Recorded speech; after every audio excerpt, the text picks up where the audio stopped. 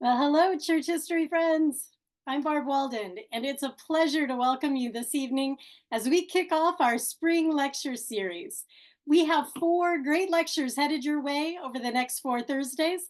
Together, we'll explore Community of Christ history from the waters of French Polynesia to the rolling hills of Lamoni, Iowa. I hope you're as excited as we are. But before we dive into tonight's program, I want to tell you about the latest church history happenings here at the Historic Sites Foundation.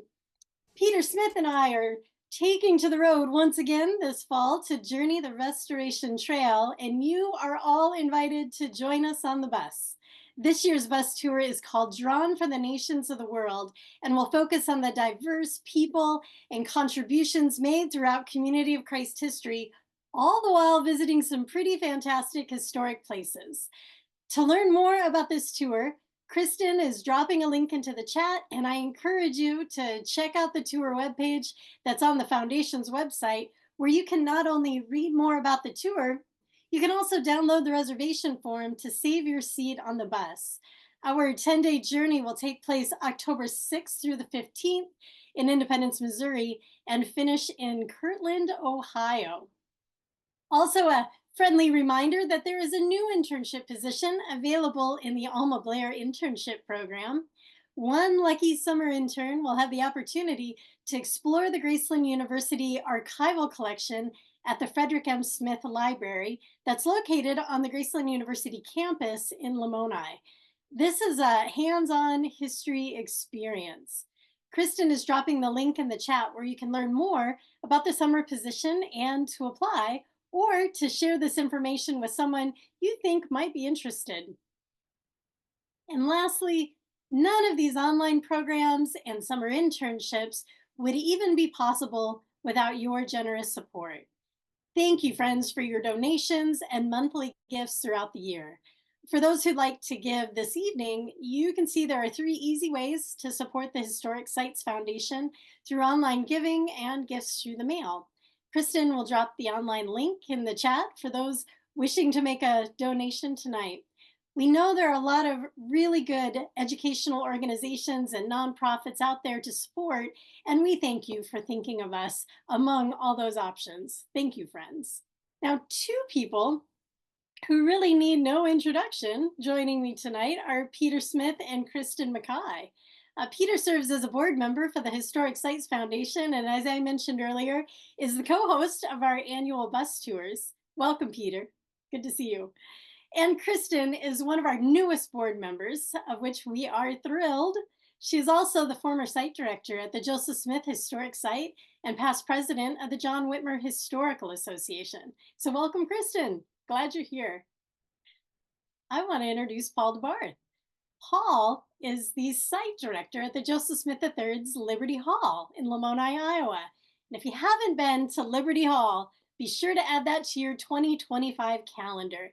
It is a historic gem, and Paul will be there to warmly greet you.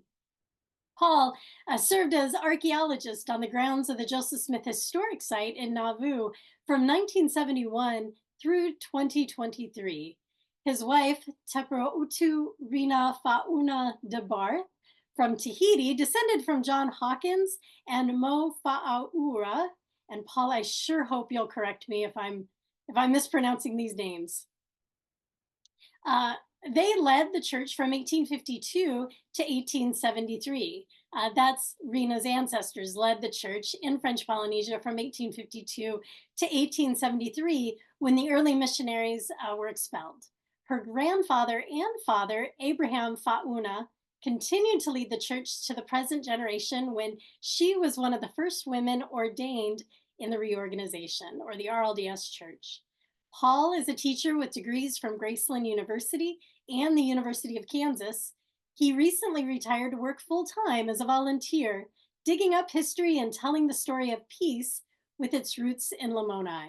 We're thrilled that he's at the Joseph Smith III home, Liberty Hall, this evening to tell us the story of Frank Grouard and Benjamin Grouard. So I'll hand things over to you, Paul, as we're eager to hear this story. Thank you, Barb. Thank you, Peter. Thank you, Kristen.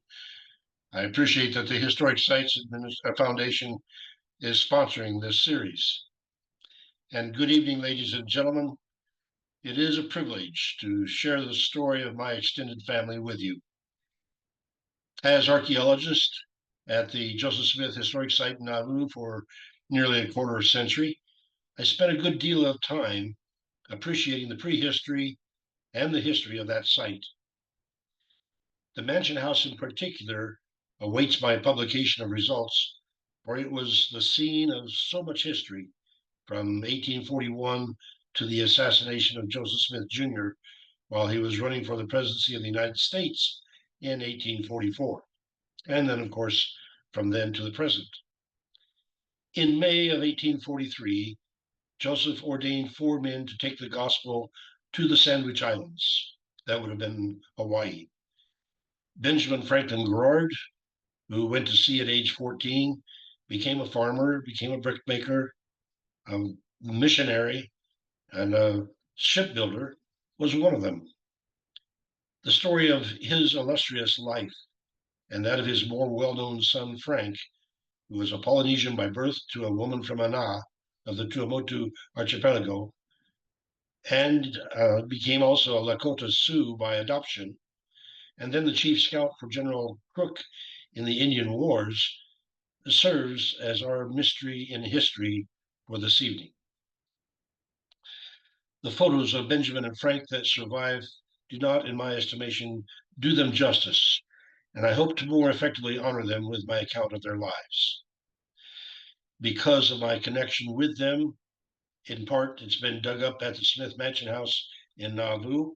We begin there. This photo, taken probably in 1890, shows the Prophet's House on the left, with a hotel added in 1843, creating the Mansion House. It was this strategic building in 1844 that became the headquarters of a campaign for Joseph Smith Jr. to become President of the United States of America. More than 600 campaigners carrying the message of the gospel restored, the Book of Mormon, and the political platform of the aspiring president passed through its doors.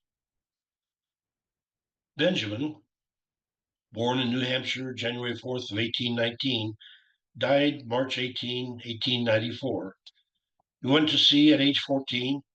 He married Caroline Mode, 30th of May, 1839, was set apart as a 70 for a mission to the Sandwich Islands in Joseph Smith's office, possibly the one in the Mansion House, on the 23rd of May, 1843. On the East Coast, before sailing, he visited his mother and preached and baptized 5 at Lowell, Massachusetts. Caroline, his wife, discouraged at the prospect of his long absence, received some comfort from Apostle Woodruff, prophesying that Ben would do good work and return to his family. She filed for divorce. She filed for abandonment after he'd been gone for about a year. Ben then married Tearo, the most beautiful girl at Tubuai. She died after giving birth to Sophronia. He married Nahina from Ana, who had 3 children, including Frank.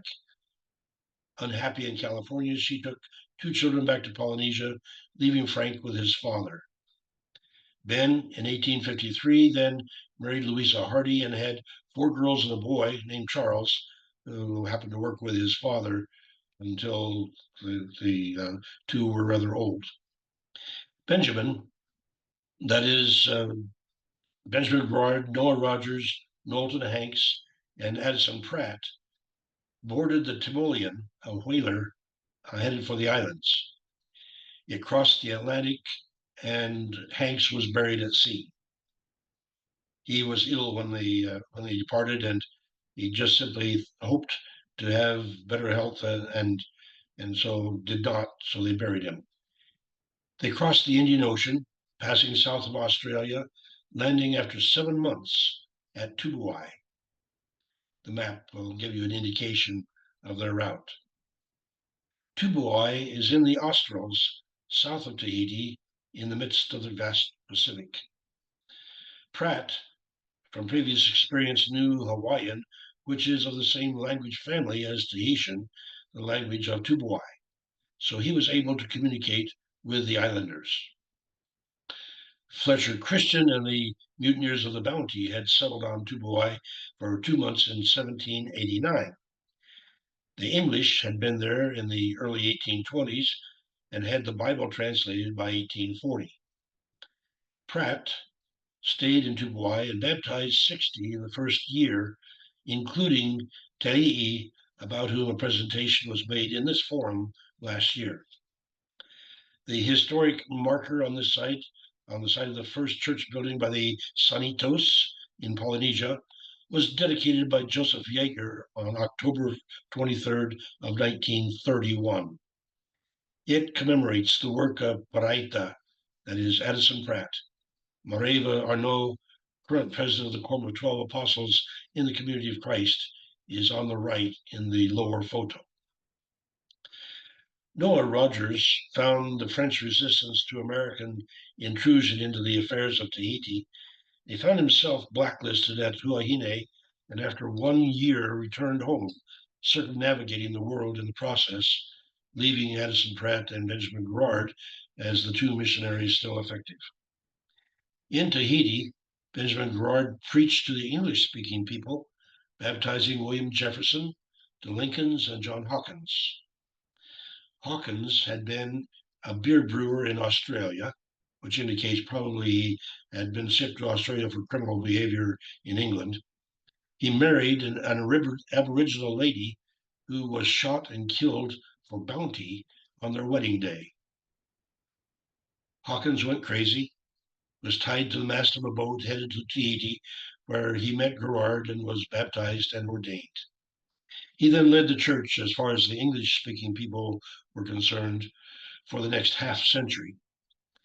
His daughter, Terea, married Moe Fauura, who served as a native leader. His son, Fauura, and his son, Abraham, followed, leading the church until the 1980s.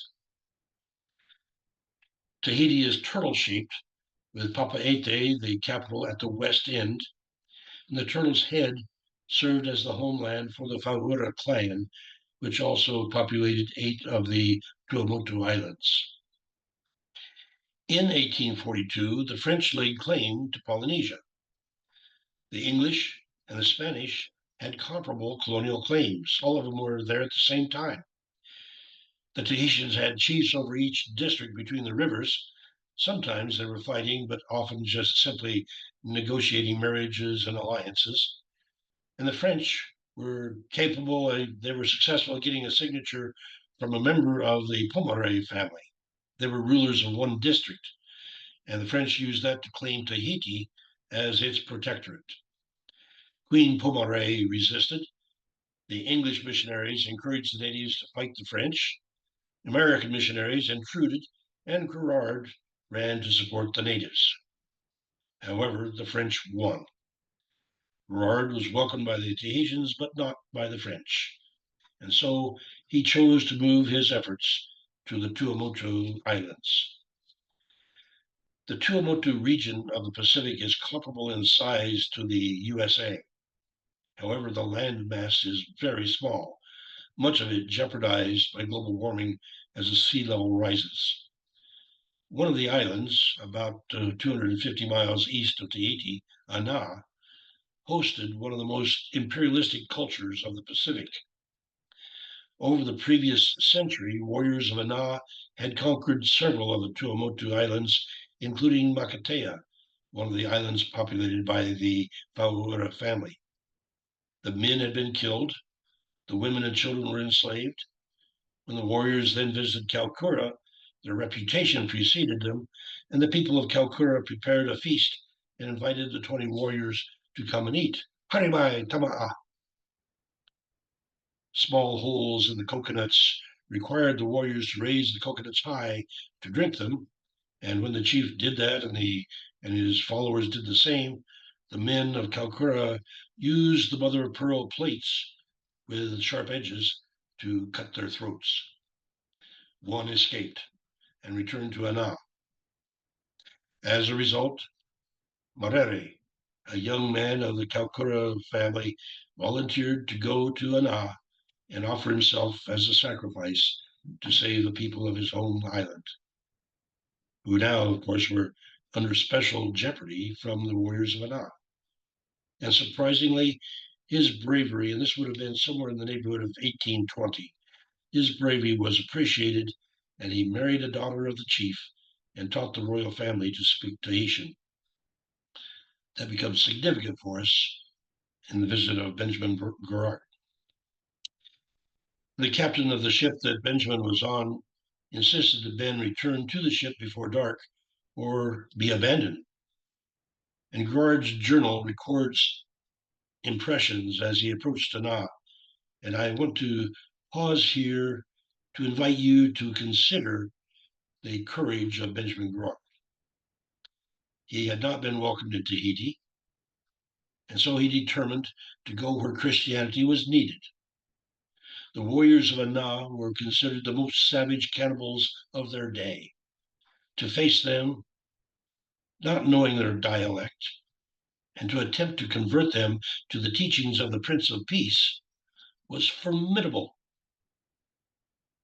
Let me quote from his journal, page 81. Quote, "They were jabbering like a flock of 10,000 wild geese. My feelings as I approached this strange land and heard the wild shouts of these half-civilized sons of the ocean, I cannot easily describe. It seemed to me as though I had got out of the world almost and was on another planet, among another race of people, or about entering among them. A different race of people they certainly were from what I had ever seen before. And as for being out of the world, I might almost as well have been, for it was a part of it seldom ever visited by anyone.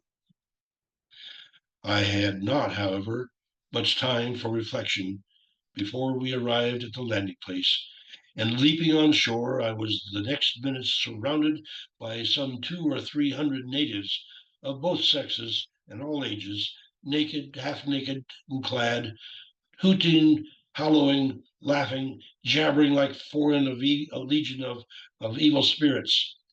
They looked to me evil and the sounds and savage, as hearing the frightful savage noises they made and not being able to understand a word they said. I really do not know, but what I did not know, but would I become a victim for sacrifice in very deed. The crowd of natives kept as close to me as they could without treading on me, both before and behind, and kept up their yelling without ceasing, which was to manifest perhaps their joy. That's end of quote. He then was received by the chief and to his surprise welcomed because he was from America, not France nor England. And he was willing to stay there to share the gospel. There had been other missionaries who came, but they didn't want to live on coconuts and fish, and they were afraid for their lives.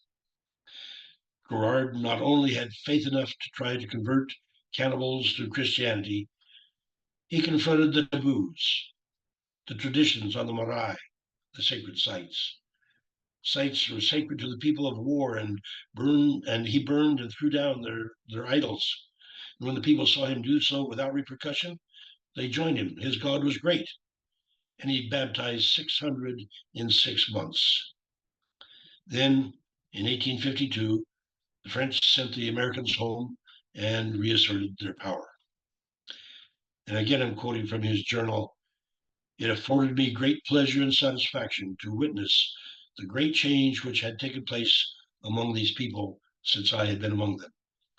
To hear them calling upon the Lord, who but for a few short years before were the most ferocious, savage cannibals, and to hear them call too in the name of Jesus for God to roll forth and establish and build up his latter-day work, it caused more joy in my bosom than I can tell.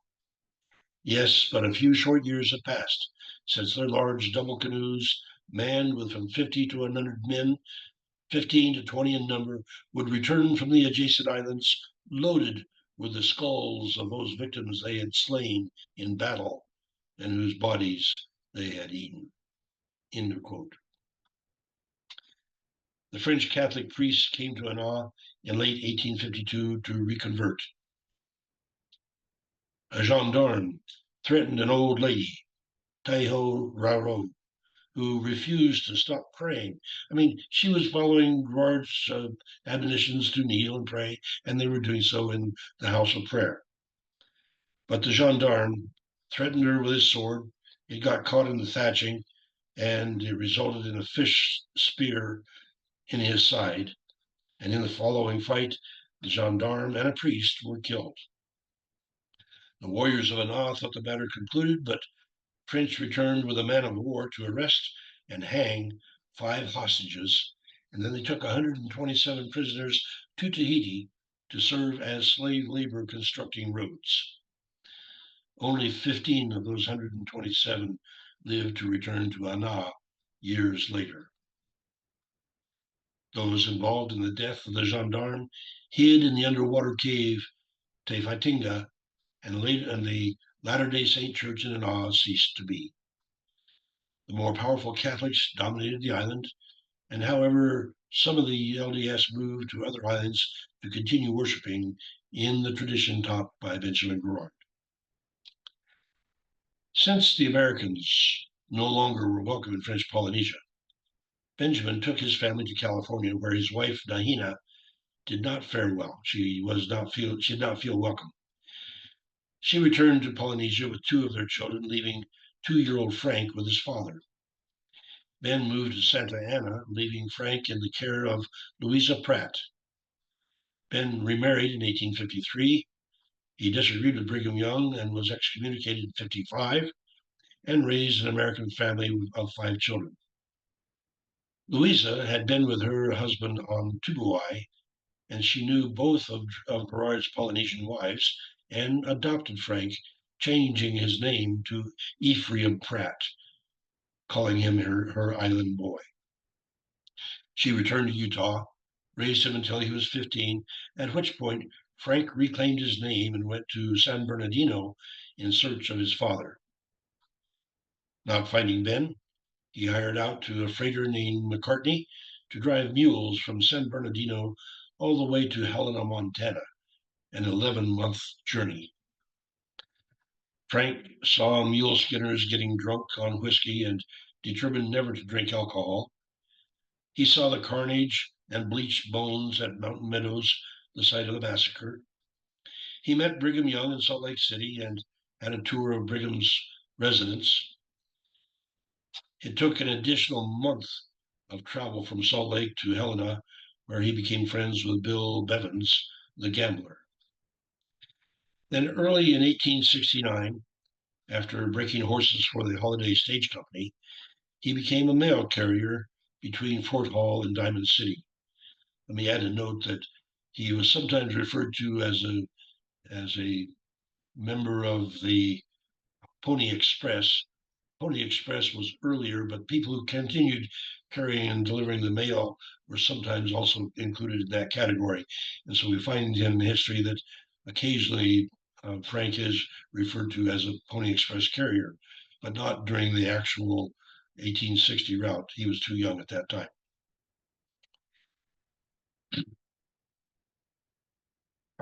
In early 1869, he became a mail carrier between Fort Hall and Diamond City.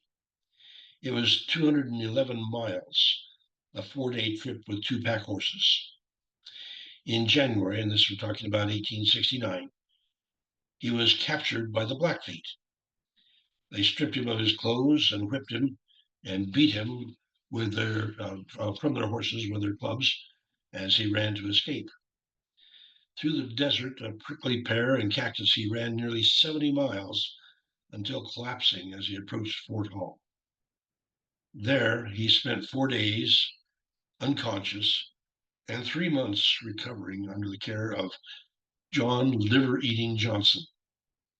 Stories of how the nickname was acquired include one that he shot at an antelope, missing several times, then announced to his companion he would eat its liver after the next shot, and did. Or 2, his wife had been killed by the crows, so for revenge for her killing, he killed and ate the livers of his crow enemies. There are many colorful stories, mysteries in our histories, Some, like the one that I share, are true.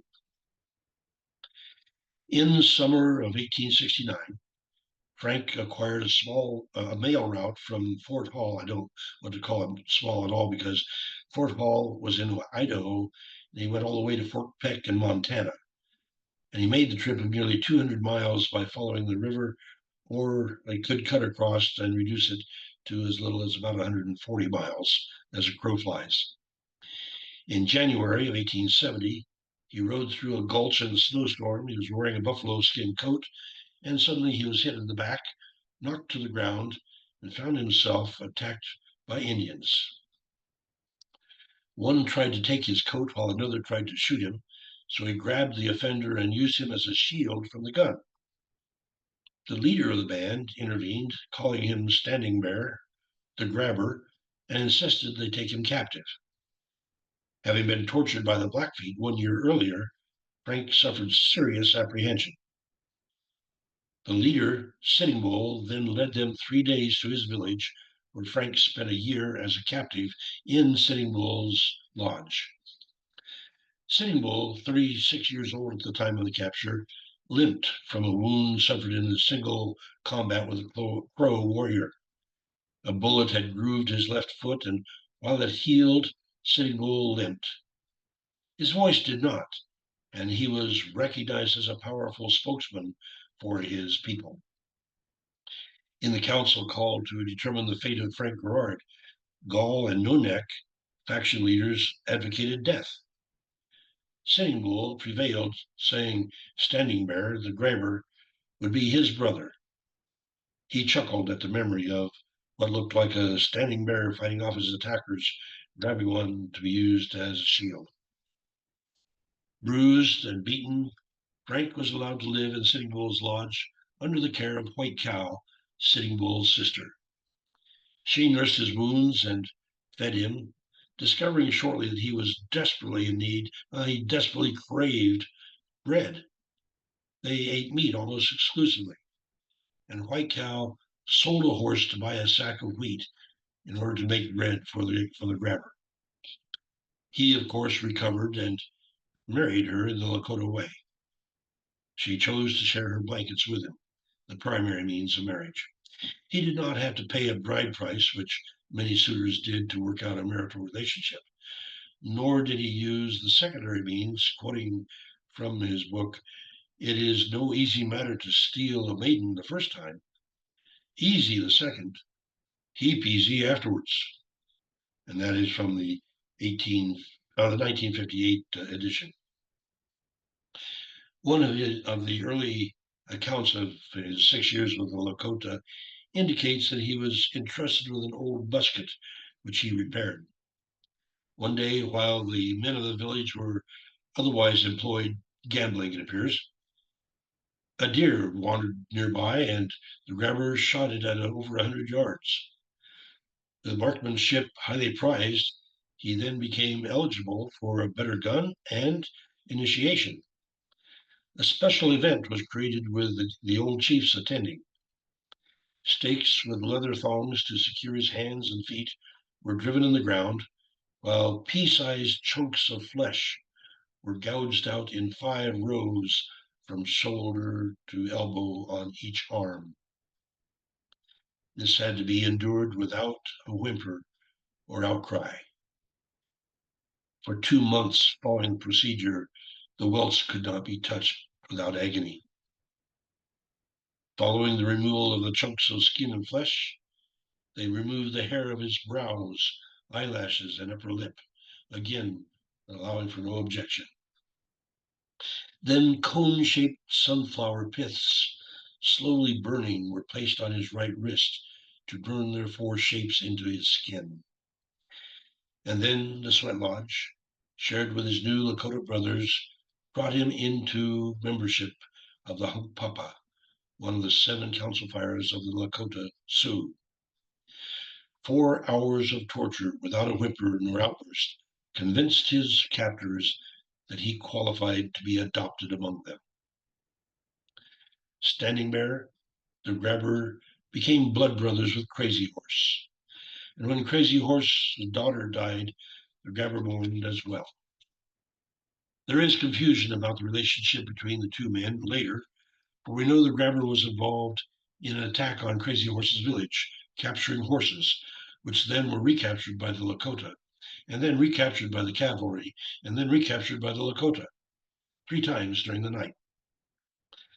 The commemorative Crazy Horse statue in the Black Hills, currently under construction, is so large that Mount Rushmore would fit in Crazy Horse's hair. For Frank to have been his blood brother juxtaposes him as close to fame, probably closer than the silent man would have aspired to be. The grabber not only lived with the Lakotas for more than 6 years, becoming a respected hunter and member of the community, he acquired 800 years of history, which he tried to preserve until someone burned his house with its contents at the fort. His understanding of the Sioux was probably unsurpassed among the white men. He reported on child rearing, emphasizing that children were indulged, especially boys whose names could be changed to mark a significant event in the young man's life. In the Supreme Council, the Sioux Circle of Silence, he identified the 3 functional secret societies. When the village moved, members of the Circle of Silence led, with strong hearts and badgers flanking, and dog soldiers bringing up the rear. They served as social organizers and accepted responsibility for women and children whose husband and father had died. Grouard saw the benefits of life in both the Lakota and the dominant society and attempted to get the two amicably to settle their differences. Frank reported on one occasion he was saved by his pony. He had killed a couple of bison some distance from the other hunters and was skinning the buffalo out when his pony got nervous. He checked, then resumed the skinning operation, and the pony again danced in nervousness. He rode to check a little farther and found the Crow warriors were attacking his comrades, killing 19. On another occasion in 1874, they ran out of bullets. He and 2 friends fasted and hunted for 8 days until the grabber shot prairie chickens with his bow. He ate the necks for a little bit of nutrition, but his friends ravenously ate the fowl raw and got sick and died in the following week. Since he was adopted by Sitting Bull, a hereditary chief, the grabber became clan member of his uncles, Black Kettle and Four Horns, from whom Sitting Bull had gained his authority. At the time of Grouard's capture in 1870, Sitting Bull was 36 and his 2 uncles 70 years old. One did not qualify for the Supreme Council until age 30. Then, one's ability to listen to the needs, address them with eloquence and wisdom, as well as demonstrated bravery in battle, established one's status. Frank tells of frequent divisions within the villages, usually caused by fights over women, often resulting in death. The beautiful ladies within the site of the Crazy Horse Memorial here include my wife, who was readily accepted by the others.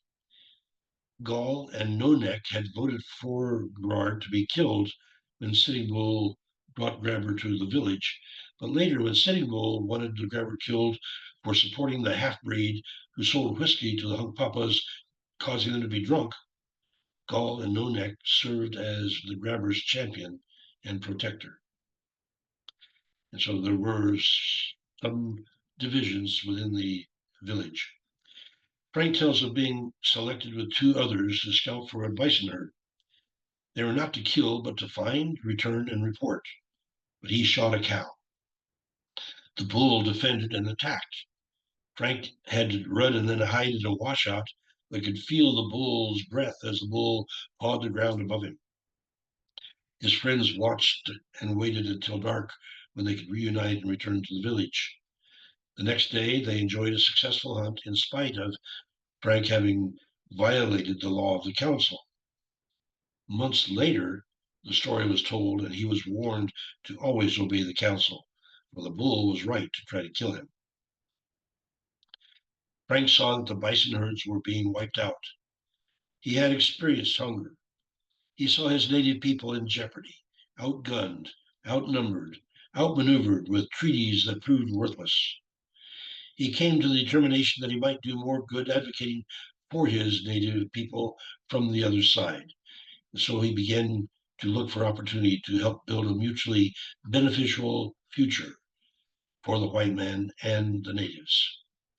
In the spring of 1875, he went to the Red Cloud Agency and played a role in the Black Hills Treaty, although it took him a couple of months to reacquaint with the English language. And he was under suspicion for for his switch by both.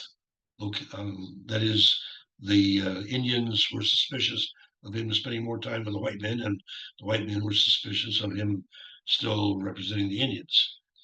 But he resumed friendships with those he had known as a mail carrier and as a horse tamer and as a mule skinner, and of course, that included contacts in the forts.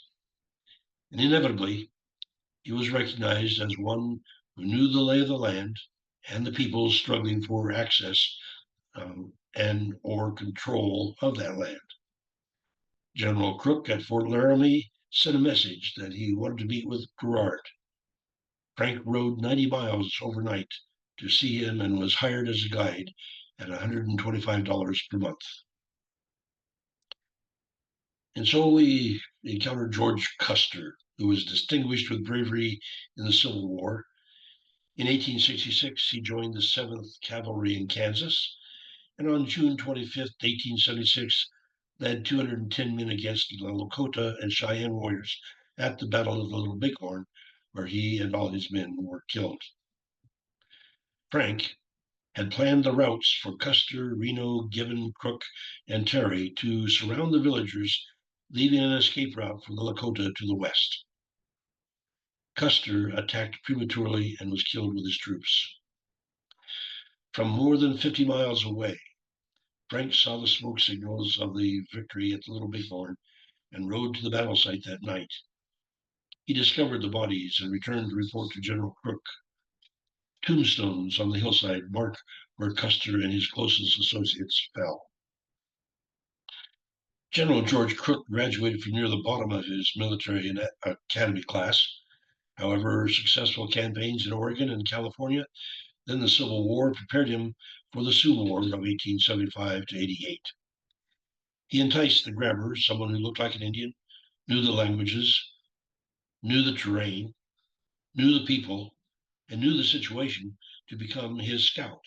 And he's quoted as saying, "I would rather lose a third of my command than Frank Grouard," unquote.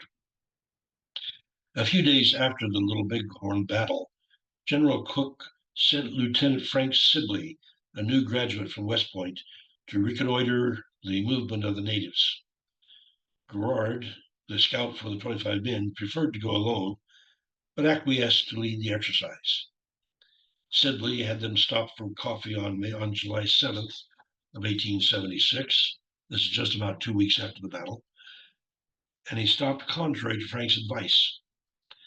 They were surrounded in a valley with small trees and their horses to protect them. But by afternoon, all the horses had been shot and killed, and they were in a very precarious position. Antelope was one of the Cheyenne chiefs. He and another Cheyenne leader charged down the hill. One of them passed in front of the other, and Grouard shot and killed both with one shot.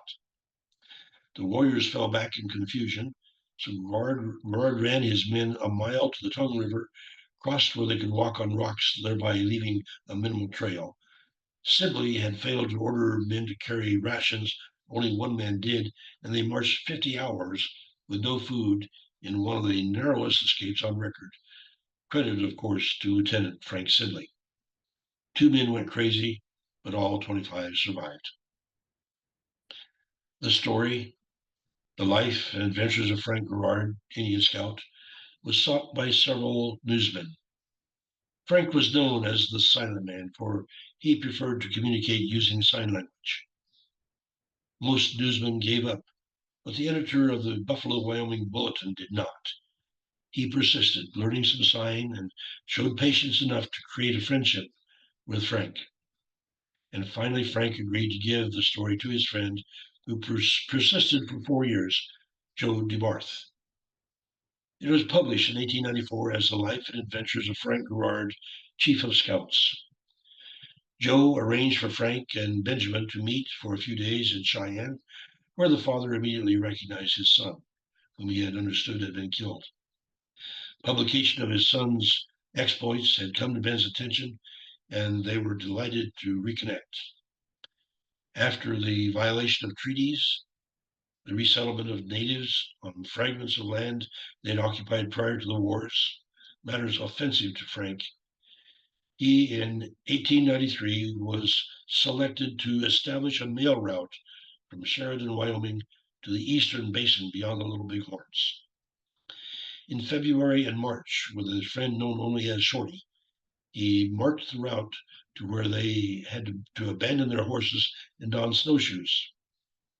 At the top of the divide, that is 6 miles east of Cloud Peak, the highest point in the range, 13,000 feet above sea level, they were caught 8 days in a snowstorm, 3 of which were spent without food or fire.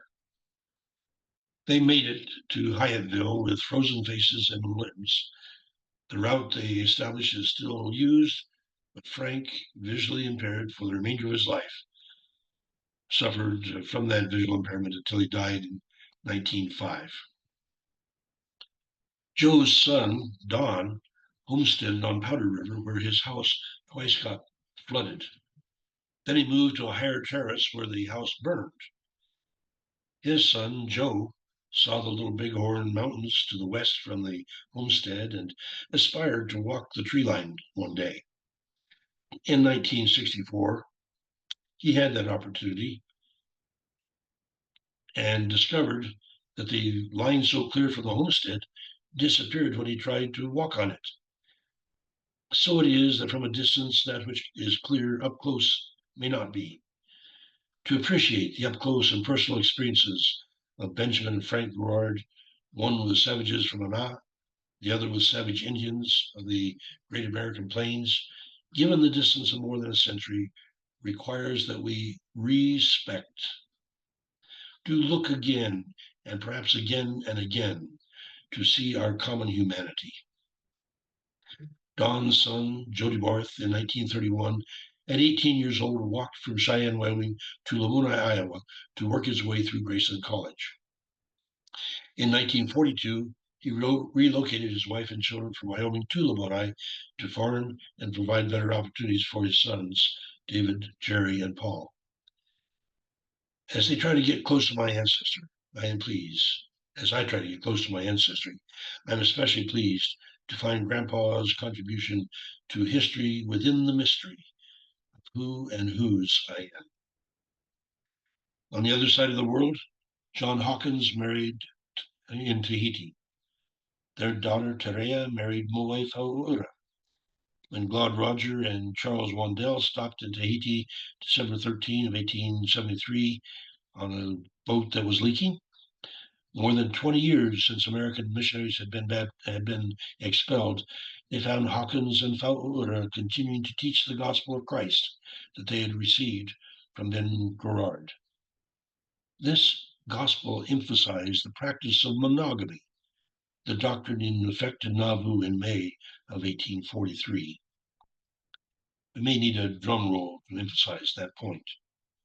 It was monogamy that they passed to the natives when they left Nauvoo in 1843. Moe Fauura's son, Fauura, followed his father's footsteps, leading the church. And his son, Abraham, pictured here with his wife Tutu, who descended from the Samitos who escaped from Anna, produced 10 children. Abraham and Tutu Fauura served the church. He as pastor for many years at Tarona, then as 70, then as patriarch evangelist with radio ministry, counseling, and marvelous storytelling. Tutu had learned the piano and the organ from missionaries, and so she taught a generation of students to play those instruments for free. When Joseph Smith III and 2 others designed the church seal in 1874, soon after hearing from Roger and Wandel, He referenced Isaiah's child leading a lion and a lamb with a palm tree, the Polynesian tree of life, on the left. To me, that has become significant, although the tree is no longer on the seal. For as the site director of his Liberty Hall in Lamoni, to see the improbable connections in this story speaks of divine intervention. The tree of life for the Polynesians provided corners for their houses, thatch roofing, cordage for many purposes, and of course, food and drink. The gospel of peace comparably provides the tree of life for those who embrace it, and we aspire to share it, to live it, and nourish its growth. Ask afterward, if you will, or if you want, the story of the origin of the coconut, for Papa Abraham shared it in our 1970 reception as we prepared to leave Tahiti. Now, in order of birth from right to left, Abraham and Tutu's children were Felicite, Tiana, Jean, Adrien, Etienne, Abraham, May, Ilona, Rina, and Angela. Felicite astounded the World Conference in about 1980 by speaking at length in French as so rapidly that no translator could keep up. It resulted in a significant change in conference procedure, so that today speeches are submitted 2 months in advance to give translators time to do their work. Diana, the chief director for the choir director for the Community of Christ and for the Seventh-day Adventists and others, raised two of Ilona's daughters, giving in the Tahitian tradition two mothers for Taina and Hefara. Rina, the next to the youngest, came to Graceland. She grew up speaking Tahitian, was punished for speaking Tahitian in the French school, came to the United States to study in English, majored in Spanish, and afterward picked up Chinese, Russian, Arabic, and bits of other languages as she had opportunity. Her father's parting words when she came to the United States were, "Daughter, love the people of Zion." She did that by learning their languages and speaking with them, expecting to learn from everyone that she met. At Graceland, Dr. Ben Peterson had each of us teach the advanced conversation Spanish class for our final. I presented slides on the archaeology of Mexico. Rina sang El Pecador in Spanish, Jamaique in French, and Tiare in Tahitian. And Tiare ended on a note that was so far out of the normal reach of human beings it sent shivers up and down my spine. I determined that I wanted to hear that voice for the rest of my life. We were told cross-cultural marriages never work, but married on June 14th of 1970 and discovered some 2 years later that our stories connected us from halfway around the world in the century before. My father's grandfather had written The Life and Adventures of Frank Grouard in 1894. It was republished by the Time Life in its Classics of the Old West in 1982. Frank, the son of Benjamin Grouard, who had baptized John Hawkins in 1844, his family line produced Rena, who married me 5 generations later, ties an unanticipated, awesome knot between our families. A mystery in history uncovered with all of us as beneficiaries. And so I'm open to your questions and comments, and thank you for your patience. Thank you, Paul. Thank you for sharing your knowledge of the Grouard family with us this evening and also sharing a little bit of your own journey with us. It was certainly a fascinating story and a fascinating night. So thank you so much, Paul. And friends, Thank you. it is time to draw our evening to a close, I'm afraid. I want to share a big thank you to Peter and Kristen for helping out behind the scenes and making it look all so easy.